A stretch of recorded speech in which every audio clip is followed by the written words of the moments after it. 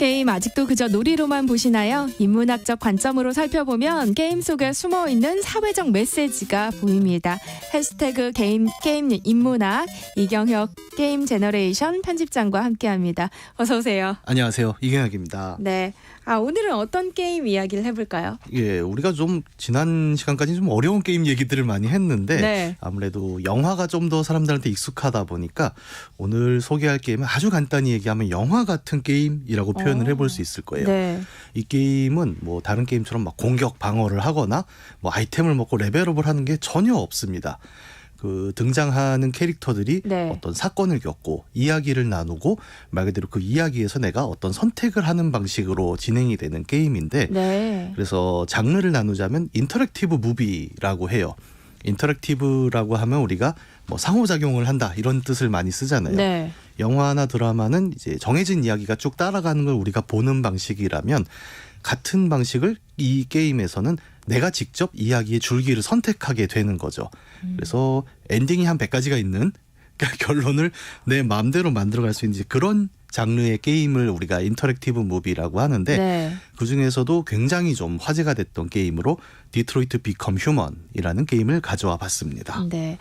게임의 방식도 그렇지만 제목에도 좀 독특한 느낌이 있는데요. 디트로이트 비컴 휴먼. 뭘 뜻하는 걸까요? 그렇죠. 말이 안 되죠. 문법적으로 뭔가 이상한 것 같은데 정확히 표현하자면 디트로이트 다음에 이제 콜론이 하나 들어갑니다. 네. 디트로이트라고 하면 이제 미국의 유명한 도시잖아요. 그래서 디트로이트에서 벌어지는 어떤 이야기일 것이다라는 걸 우리가 좀 유추를 해볼 수 있고 네. become human이라고 한다면 인간이 된다라는 뜻인데 뭔가 인간이 아닌 존재가 그럼 인간이 된다.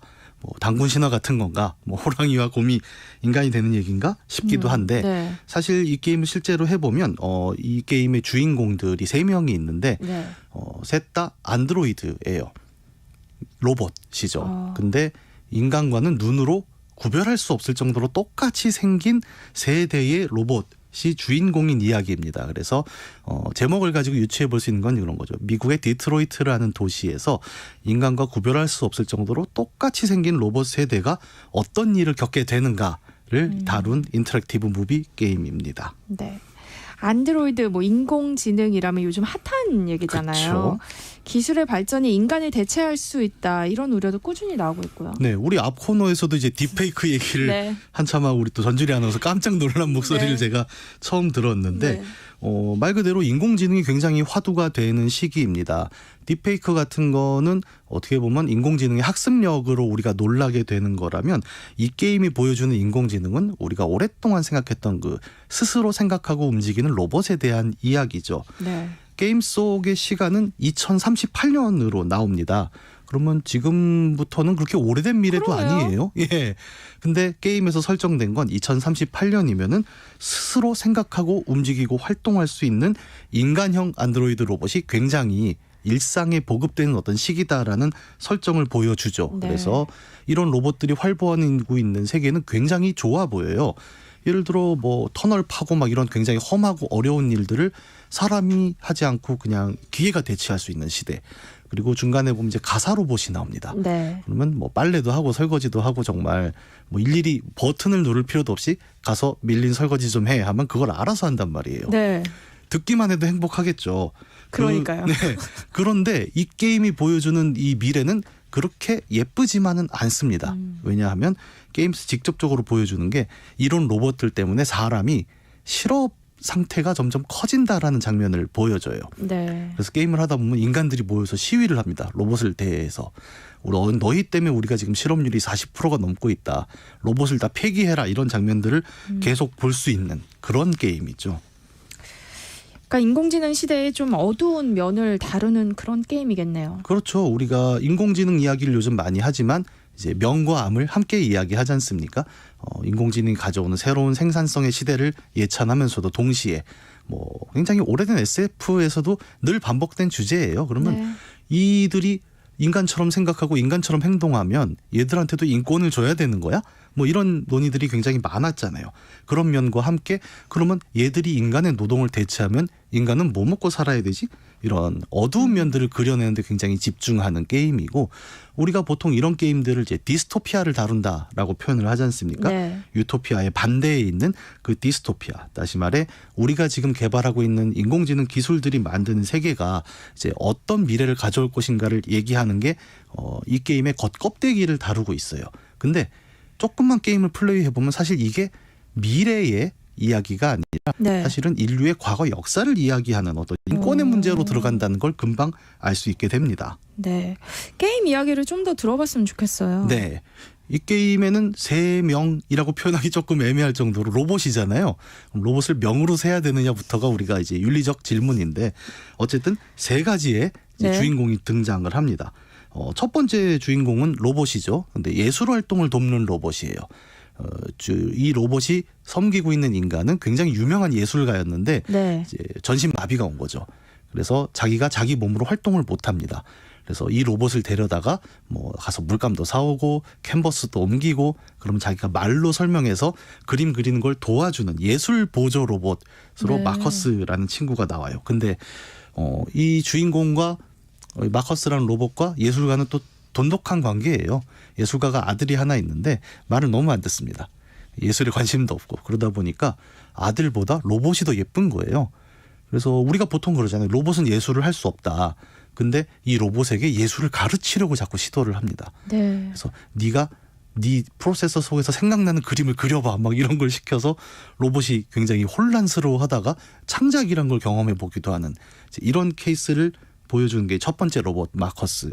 그다음에 두 번째 로봇이 아까 우리 얘기했던 가사 로봇 카라라는 여성형 로봇인데 기능이 굉장히 좋아요.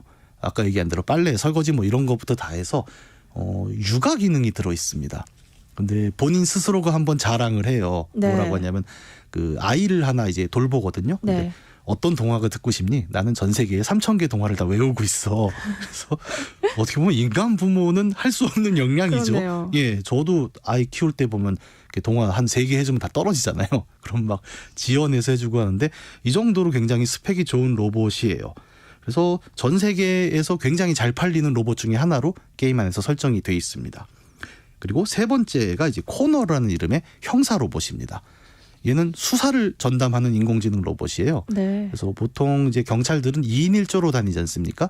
게임 안에선 인간 형사와 이 안드로이드 로봇 형사가 2인 1조가 되는데 이 친구는 현장에서 로봇이다 보니까 뭐 혈흔 같은 거를 바로바로 검사를 해내는 거예요. 그래서 굉장히 기능이 좋은데 형사들은 좀 싫어합니다. 이렇게 피를 막 손으로 찍어서 먹어보고 막 이런 모양이 나오니까 아우 네. 쟤는 역시 로봇이구만 막 이러고 싫어하는 이런 이제 기능을 가지고 있는 로봇이죠. 어떻게 보면 노동, 가사, 예술이라는 세 영역을 전부 로봇이 대체하는 걸 보여주는 세 명의 네. 주인공인데 이런 세 주인공들이 점점 이야기 속으로 빨려 들어가게 되면서 게임이 진행되는 거죠. 우리가 생각했던 것보다 더 섬세하고 좀 디테일한 작업까지 이 로봇이 맡게 되는 건데요. 근데 게임이 전개되기 위해선 어떤 사건이 발생해야 하잖아요. 네. 그 세 주인공은 처음에는 각자의 이야기로 가지만 나중엔 엮이게 되는데 게임을 처음 해보면 아까 얘기했던 형사 로봇의 관점에서 플레이를 하게 됩니다. 근데 어디 건물 높은 옥상에서 로봇, 안드로이드가 사람을 협박하고 있는 거예요. 떨어뜨린다고. 네. 근데 우리가 일반적으로 SF에서 알고 있는 로봇은 인간을 거역할 수 없지 않습니까? 그렇죠. 근데 그게 첫 장부터 깨지고 있는 거죠. 근데 우리 형사 로봇 코너는 그런 불량품 로봇을 잡으러 다니는 특수임무를 갖고 있는 로봇이에요. 네. 그래서 이제 현장에 파견이 되는 거죠. 이 게임에서 설정된 안드로이드들에게는 이제 불량품이라는 개념이 있어요. 당연히 아까 제가 말씀드린 대로 모든 로봇은 인간의 명령에 무조건 복종해야 됩니다. 네. 로봇 3원칙이라도 하죠, 우리가. 근데 가끔 가다가 2038년 최근에 들어서 인간에게 거역하는 로봇들이 자꾸 나오기 시작을 한 거예요. 근데 원인을 모릅니다. 그러다 보니까 그냥 일단 불량품이라고 두고 네. 원인을 알아내기 전까진 인간을 위협할 수 있잖아요. 심지어 이 로봇들은 총도 정확히 쏩니다. 그러니까 사람이 상대할 수 없으니까 이 불량품들을 발견되는 대로 빨리 모아서 폐기 처리를 해야 된다라는 법이 세워진 거고 네. 코너라는 형사 로봇이 그 현장에 나가 있는 거죠, 늘. 그렇게 돼서 불량품이 되어가는 어떤 로봇들의 이야기가 세 가지, 육아, 예술, 노동이라는 세 측면에서 모두 벌어지게 됩니다. 예를 들어 아까 가사 로봇 얘기를 말씀드렸죠. 네. 이 로봇을 사온 사람은 알코올 중독자 아빠예요. 그러니까 딸만 키우고 있는. 근데 워낙 알코올 중독이 심하고 그러다 보니까 딸에게 막 폭력을 씁니다. 근데 그날도 딸이 2층 방에 있는데 그걸 때리러 막 올라가니까 이 가사 로봇이 판단을 해야 되는 거예요. 구하러 가야 되지 않습니까? 네. 근데 주인이 딱 얘기를 해요. 너는 그 자리에 서서 절대 움직이지 마. 그러면 플레이어는 이제 그 경험을 하게 되는 거예요. 이 명령을 지켜야 하는가? 딸아이를 구하기 위해 2층으로 올라가야 하는가? 그리고 거기서 만약에 딸아이를 구하러 올라가게 되면 불량품이 되는 거죠. 이제 그런 딜레마들을 게임이 계속 펼쳐주는 거죠. 그렇군요. 네. 근데 아까 말씀하시기로는 네. 뭐 어두운 면에 네. 대한 이야기가 이제 겉핥기식 이야기라면 네. 깊이 들어가 보면 인권의 이야기를 하고 있다라고 하셨잖아요. 어떻게 그게 오늘날의 인권 문제와 연결이 되나요? 이게 참 재밌는 게 게임 제목에서 나오는 디트로이트라는 얘기를 우리가 좀 할 필요가 있습니다. 디트로이트라는 도시는 이 게임에서 두 가지 의미로 나오게 되는데 첫 번째는 산업적인 의미예요. 디트로이트 혹시 가보셨어요? 아니요, 못 가봤어요. 뭐 저도 가보진 않았는데 우리가 보통 디트로이트라고 하면 이제 가장 유명한 별명이 모터시티라는 별명이 있습니다. 네. NBA 미국 농구팀 중에 디트로이트가 연고지인 팀의 이름이 디트로이트 피스톤즈잖아요. 이 피스톤즈가 그 자동차 엔진의 그 피스톤을 가리킬 정도로 디트로이트는 굉장히 자동차 공업으로 흥한 도시예요. 네. 2차 대전 이후에 전 세계적으로 이제 자동차 산업이 크게 활성화되면서 우리가 아는 많은 미국 자동차 브랜드들이 디트로이트에 공장을 차리고 본사를 차리면서 이 도시 자체가 굉장히 흥했었죠. 근데 요즘 우리가 디트로이트라고 하면 더 이상 그 자동차 공업으로 부흥한 도시라는 이미지가 아닙니다. 그 미국 래퍼 에미넴이 나온 영화 8마일 혹시 보셨나요? 아니요. 그 영화를 보면 이제 디트로이트라는 공간을 배경으로 하는데 완전히 슬럼화된 도시로 나와요. 그리고 실제로 지금 디트로이트를 가보면 그 중앙역부터 시작해서 도시 공동화 현상이라고 하죠. 도시가 네. 자동차 자동차 산업이 몰락을 하면서 도시 경제가 완전히 죽어서 범죄 도시가 돼버린 거죠. 이게 왜 그러냐면 우리가 1970년대에 오일 쇼크라는 사태를 한번 겪지 않습니까? 석유 파동. 네. 기름값이 너무 뛰었는데 미국 차는 예나 지금이나 덩치가 이만하고 기름을 엄청 많이 먹는 차로 네. 유명하죠. 그때 미국 자동차 산업이 크게 타격을 받으면서 유럽이나 일본에 아주 작고 기름을 적게 먹는 차로 승용차 트렌드가 한번 바뀌게 됩니다. 그러면서 디트로이트라는 한때 찬란했던 산업도시는 이제 몰락한 공업시대의 상징이 돼버린 거예요. 그리고 이 게임은 그런 디트로이트에 2038년에 안드로이드라는 새로운 산업이 들어와서 다시 한번 경제가 부흥하고 있다라는 산업적 측면을 하나 드러내는 점을 보여주죠. 여기까지가 디트로이트의 산업적인 맥락이었다면 두 번째가 더 재밌는 부분인데 디트로이트가 갖고 있는 역사적인 의미입니다. 디트로이트란 도시를 사실 저도 가본 적은 없지만 이제 구글 지도 같은 걸로 보면 우리가 미국 북부의 오데호라고 하죠. 캐나다랑 국경을 맞대고 있는. 그래서 디트로이트에서 강을 건너 바로 도시가 하나 보이는데 이게 캐나다의 윈저시티라는 도시예요. 말 그대로 강만 헤엄쳐 넘어가면 바로 캐나다로 들어갈 수 있는 어떤 그런 지리적 위치인 거죠. 근데 이런 위치 때문에 디트로이트는 과거 남북전쟁 시대쯤에는 어떻게 활용이 됐냐면 미국 흑인 노예들의 탈출구의 마지막 장소로 활용된 바 있습니다. 네. 미국 역사에는 그런 게 있습니다. 그 자유 지하철도 운동이라는 게 있었는데 그 남북전쟁 시대에 보면은 그 흑인 노예들이 보통 남부의 그 플랜테이션 농장에서 굉장히 학대받고 막 네. 그랬잖아요. 이거를 탈출시키는 비밀 조직들이 있었어요. 근데 주로 이제 밤에 몰래 빼드가다 보니까 사람들이 지하에 철도를 파서 옮기나? 이래가지고 자유 지하철도 운동이라는 이름으로 흑인 노예를 빼돌리는 루트가 있었는데 보통은 이제 노예제가 없는 북부에 주로 옮겨주거나 아니면 캐나다는 아예 노예제가 없거든요. 네. 그러면 캐나다까지 도망을 시켜서 자유민으로 만들어주는 그런 조직들이 있었던 거죠. 근데 이 운동이 남부주에서 흑인 노예를 빼돌려서 이제 계속 밤에 숨겨서 북쪽으로 옮기다 보면 대부분 최종 정착지로 디트로이트에 도착을 하게 되는 거예요. 왜냐하면 여기는 강만 건너면 캐나다니까요. 그러면 거기에 지금도 뭐 박물관 같은 게 남아 있는데 목조 주택이 하나 있습니다. 거기가 이제 지하에 굴을 파놓고 흑인 노예들이 기다리고 있다가 새벽에 배를 타고 캐나다로 넘어가는 그 마지막 종착역처럼 활용된 바가 있는데 그래서 디트로이트의 그 흑인 노예제 시절의 역사를 보면 자유의 마지막 종착역이었던 거예요. 그래서 도망가는 이 흑인 노예들이 마지막에 거기서 대기하고 있던 어떤 순간들을 다루는 역사가 있었습니다. 근데 이 게임은 안드로이드라는 개념을 다뤘잖아요. 근데 여기서 불량품이 된 안드로이들이 도망을 치다가 결국 이 세 안드로이드가 모두 같은 자리에 도착을 하는 거죠. 아까 말씀드린 여기서 강만 넘어가면 캐나다고, 캐나다는 이 당시에는 게임상에서 뭐라고 나오냐면 인간과 안드로이드를 구분하지 않는 법을 갖고 있는 거예요. 그래서 로봇 얘기를 하지만 사실은 이 얘기는 과거 역사에 대한 얘기인 거예요. 그렇네요. 네, 로봇이란 탈을 쓰고 이 게임은 정확히 과거 흑인 혹은 소수자 같은 인권의 범죄에 들지 못했던 사람들의 이야기를 그대로 씌워주는 겁니다. 그럼 게임 안에서도 이 디트로이트의 산업적 의미와 역사적 의미가 동시에 드러나는 건가요? 그렇죠. 산업적으로는 안드로이드라는 새 산업 때문에 기존의 인간들이 위협받기 시작을 했고, 그러면 이 사람들이 자기의 위협이 뭐라고 느끼냐면 안드로이드 때문이다라고 느끼는 겁니다. 그러면 더욱더 안드로이드에 대한 핍박은 강해지겠죠. 네. 그런 과정에서 이 세 개의 로봇들은 각자의 이유로 불량품이 돼요. 아까 말씀드린 대로 가사 로봇은 아이를 지키기 위해 소유주의 명령을 어기죠. 그다음에 예술 로봇 마커스는 결국 그 망나니 아들이 뭔가 살인에 관련된 이야기가 나오면서 살인 누명을 뒤집어쓰고 쫓기게 됩니다. 네. 그리고 이런 불량품들을 쫓던 형사 로봇이 있었죠. 이 친구는 계속 자기 정체성에 갈등을 느끼는 거예요. 그러면 저 로봇들이 불량품이 돼서 내가 그걸 잡는 거면, 내가 불량품이 되면 나는 어떻게 되는 거지? 이런 고민 끝에 모두 불량품이 되는 상황을 맞게 되는 네. 거고, 그래서 도망을 치고 그 와중에 이제 디트로이트 어딘가에 저 북쪽 그 강가까지도 도달하게 되는 이야기로 가는 건데, 이 이야기들은 결국은 아까 말씀드린 대로 이 게임사가 미래에 대한 얘기와 동시에 이 우리가 미래의 인공지능, 소위 말하는 인간과 똑같이 행동하는 새로운 존재가 나타난다면 그들을 우리는 인권의 범주에 넣을 수 있을까라는 질문이 있잖아요. 네. 이 질문이 사실은 지금 우리가 처음 보는 질문이 아니라는 얘기를 하는 거죠.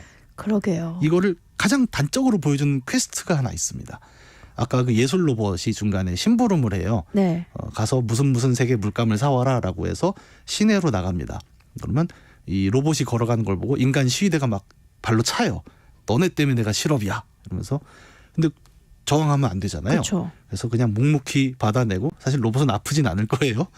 가서 물감을 사서 돌아오는 길에 버스를 타는데 이 장면이 굉장히 충격적인 게, 전기버스죠. 전기버스가 쫙 도착을 하면 안드로이드 마커스가 탑니다. 그리고 안에 인간 영역과 비인간 영역이 딱 구별되어 있는데 안드로이드 영역에 가서 딱 서버리는 거예요. 이 장면을 보면 우리가 되게 역사적으로 한 장면을 생각하게 되는 그 순간이 있죠. 바로 1955년에 미국의 버스에서 일어난 로자 파크스 사건입니다. 네.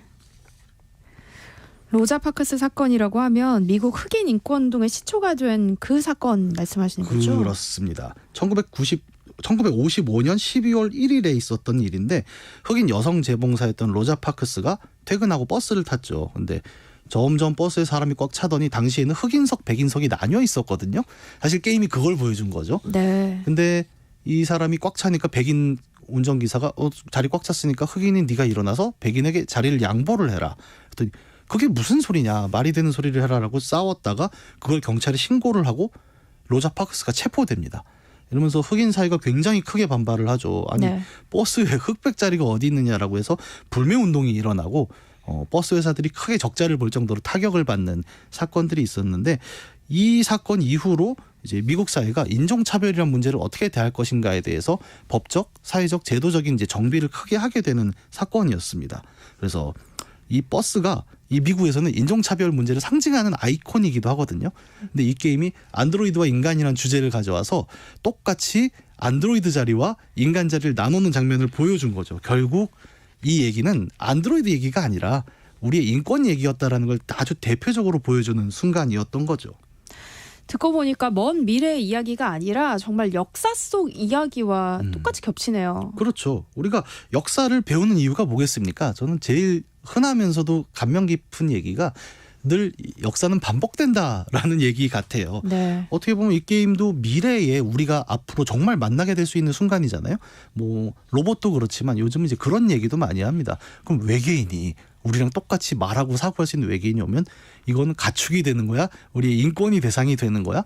이런 얘기는 뭐 수백 년 안에 우리에게 정말 실제로 다가올 수도 있는 문제이긴 하겠죠. 네. 그리고 정말 인간과 똑같이 생각하는 안드로이드라면은 우리는 곧 그 문제를 맞이하게 될 거고 윤리적 문제가 될 수밖에 없어요. 네. 근데 그런 상황에서 우리가 생각하는 주제는 이런 인권의 문제가 갑자기 등장한 게 아니라 사실 우리가 아주 옛날부터 해왔던 이야기의 반복이라는 겁니다. 1950년대 아까 말씀드린 버스 사건에서 흑인은 인권의 범죄에 들지 못했죠. 그리고 그 당시에는 정말 대놓고 비난을 했어요. 흑인은 인간이 아니거든요 라고 뉴스에서 얘기하던 시대였는데 지금 우리는 그런 얘기를 하면 무슨 소리야 라고 얘기를 하지 않습니까? 네. 어떻게 보면 그래서 인권이란 얘기는 늘 그 우리라고 부르는 범주가 얼마나 더 보편적이고 넓어질 수 있는가의 이야기이기도 한 거죠. 어떻게 보면 우리 사회는 남성과 여성이라는 이제 크게 두 개의 성으로 나눌 수 있다면 그 50%까지는 20세기 전까지는 투표권도 없었거든요. 그렇죠. 예. 근데 그게 이제 보편화된 지 얼마 되지 않았습니다. 그리고 이런 똑같은 얘기들이 이 게임은 안드로이드란 주제로 한번 더 질문을 던져보는 거죠. 그러면 네. 안드로이드란 존재가 우리랑 똑같이 이야기할 수 있으면 그 사람들에게는 인권이 들어와야 되는 거야? 라는 질문을 던져버리는 거죠. 이게 실제 게임은 정해진 스토리를 가지 않아요. 그래서 우리가 선택하는 대로 가고 몇몇 사람들은 안드로이드를 다 죽이는 결론으로 가기도 하는데 그래서 이 게임의 의미는 이게 맞다 틀리다가 아니라 앞으로 우리에게 다가올 이런 질문들을 일종의 예행 연습처럼 한번 겪어보는 것으로서의 의미가 굉장히 크지 않나 그렇게 생각합니다. 네. 해시태그 게임 인문학 이경혁 게임 제너레이션 편집장과 함께했습니다. 고맙습니다. 감사합니다. 네, 세상의 모든 정보 여기서 마무리할게요. 저는 내일 찾아올게요. 감사합니다.